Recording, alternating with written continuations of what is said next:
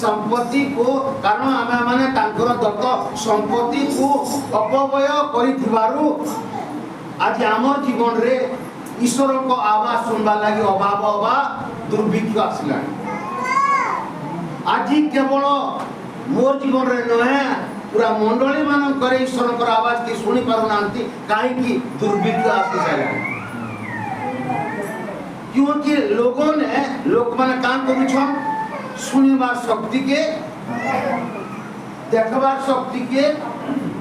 कहबार शक्ति के अपव्यय करू छ बाइबल इसमें गवाह है हेंता मलाकी देखिए बोले इस्राएल लोग माने ईश्वर को आवाज की नहीं सुनते 400 वर्ष ईश्वर कार्यता कथा नहीं यदि आमे सुनबार शक्ति के यदि अपव्यय करूछे बोले ईश्वर आम सहित कथा नहीं